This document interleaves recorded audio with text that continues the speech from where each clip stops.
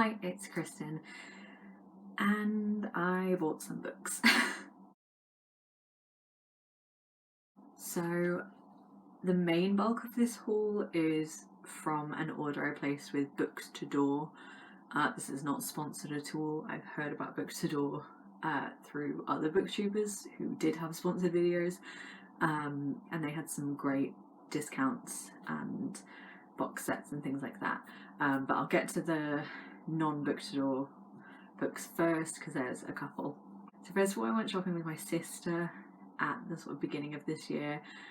I've saved these books up for this book haul, and she discovered a shop that she absolutely loves that's in the city centre, which sells plants and like queer art and flower and plant art and queer books, and then books about flowers and stuff. It's just a really cute shop. I think they've also opened another branch of it in another part of the city. Yeah, it's a very cute shop. So I went in there with her because we were just having a shopping day and looking around, and I saw this book, which is In the Garden, Essays on Nature and Growing. And the cover grabbed me because the cover is so pretty and very bright and eye-catching. And I was just sort of reading about it, and I thought it sounded interesting. It's just a bunch of people who have written about gardening and having gardens and growing things. I've actually read this already, and I enjoyed it. I think if you're really into gardening, you would really enjoy it. I have an interest. It's more my sister's thing than it is mine. But there were some essays which I liked more than others. They also explored themes of like community and family and just connection and the feelings that gardening and plants can evoke in different people. I thought it was interesting, so I got this one. Then the charity I work for, we accept donations because every now and then we do like fairs and sales and things as part of our fundraising throughout the year. And someone donated a big bag of books. Books are like the one thing that we never sell. People just don't seem interested to buy them when we put them out. So I made a small donation and I took a couple of them home and I took the others to a local charity shop where they have big book collections that they would probably get sold. So first of all, I picked up Chris Hadfield, An Astronaut's Guide to Life. So this is a sort of memoir biography from Chris Hadfield, who is an astronaut. I don't know why I picked this up. I just thought it sounded interesting, and my friend is really into space and stuff like that, so I thought I'd pick it up for him, but I'll read it first because I think it still should be quite interesting. And I had like a little skim through, and it seems like it's fairly easy to read. Like it's written very colloquially, not like really difficult language to get through. So yeah, I thought that'd be interesting. And then lastly, I have a very battered copy of Jane Eyre. I own Jane Eyre in a couple of editions. I have it in like an e-book format, and then I have this really beautiful bound edition with like thin pages and gold edges and stuff like that. But it's not very conducive to reading because it's a big hardback bind up with other Bronte novels. And surprisingly, I've never read Jane Eyre, even though I really like the story of Jane Eyre. Jane Eyre, the Ruth Wilson, Toby Stephens mini series is one of my favourite period drama adaptations of anything. I've never actually read it, so I feel like I should. So when I saw this like really beat up copy, I thought, perfect, I could just read this. If a copy's already beat up, I'm not so precious about it. I like to keep my books in really good condition. But if I pick up a copy of something that's already got like bent edges and creases on the spine, then I don't feel the need to keep it in good condition. And I sort of like the aesthetic of a beat up classic. So yeah, I finally have a copy of Jane Eyre that is readable. This is a really lightweight paperback with decent like font size.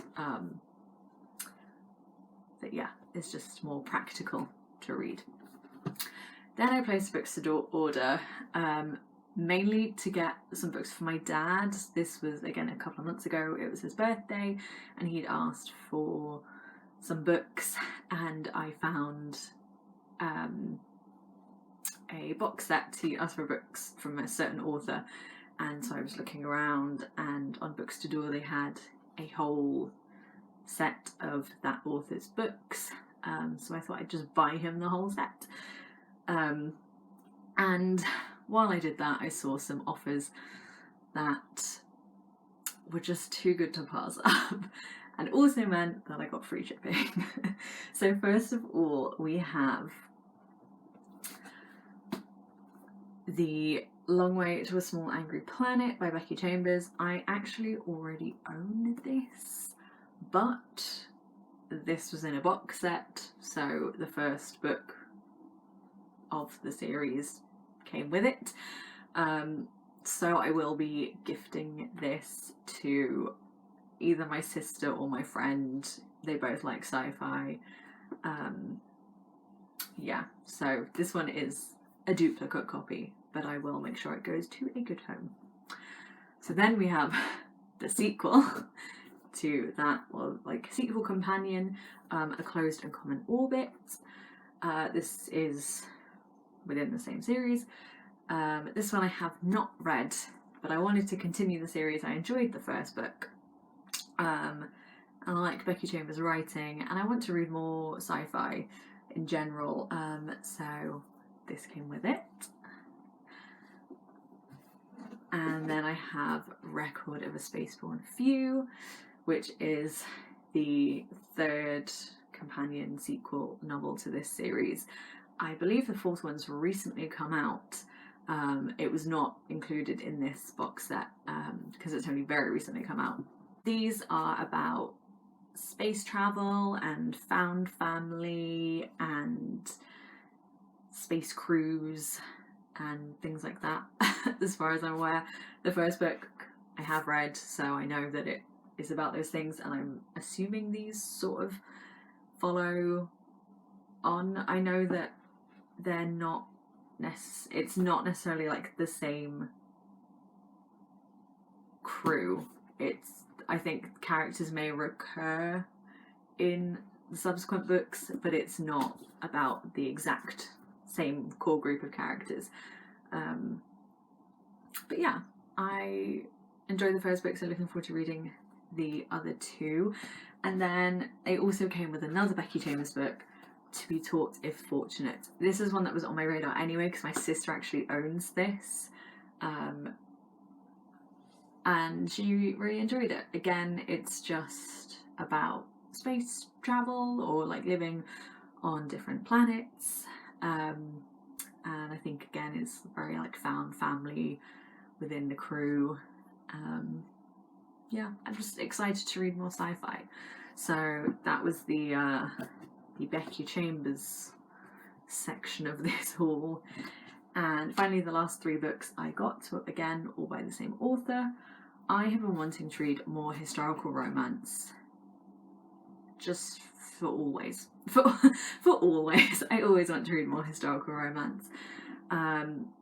I was looking into which authors I should be picking up, who were popular, and on lots of lists was Sarah McLean. So this is Wicked and the Wallflower, which I believe is the first book in a trilogy. I think again they're all like companion trilogies. I don't really know what they're about. I just heard that Sarah McLean was popular and people recommended this trilogy in particular, and Books to Door had the trilogy, so I picked it up. So this one, so I'm just going to read from here, I'm sorry. So when a mysterious stranger finds his way into her bedchamber and offers his help in landing a husband, Lady Felicity Faircloth agrees to his suspicious terms on one condition. She's seen enough of the world to believe in passion and won't accept a marriage without it. The bastard son of a duke and king of London's dark streets, the devil has spent a lifetime wielding power and seizing opportunity, and the spinster Wallflower is everything he needs to exact revenge. A revenge years in the making. All he must do is turn the plain little mouse into an irresistible temptress, set his trap, and destroy his enemy. That sounds intriguing, and I bet they're gonna fall in love. That's all I need. Yeah, I'm excited to get to this. And then obviously we have the follow-up to that, which is Brazen and the Beast. This one is about Lady Henrietta Sedley, who has plans to make her own fortune and is sort of aware that she's like a spinster, and so decides she's just gonna like make the most of her life. And then she meets a man who I think becomes her like business rival. I imagine just from there they encounter each other a lot and fall in love. And then lastly we have Daring and the Duke. This says Grace Condry has spent a lifetime running from her past. Betrayed as a child by her only love and raised on the street, she now hides in plain sight as queen of London's darkest corners. Grace has a sharp mind and a powerful right hook and has never met an enemy she could not best until the man she once loved returns. Duke of Marwick has spent a decade searching for the woman he never stopped loving. A long ago gamble may have lost her forever, but Ewan will go to any lengths to win Grace back and make her his duchess. So a second chance romance seems like here. Yeah, I only know the basic premises of these, and I'm excited to get to them. I just love historical romance and I want more of it, and now I have more of it. I'm excited because I feel like I need to catch up on my reading this year, and I tend to read historical romance, or just romance in general, really quickly. So I'm hoping that these won't take me long at all, and I can whiz through them and just have a really fun time.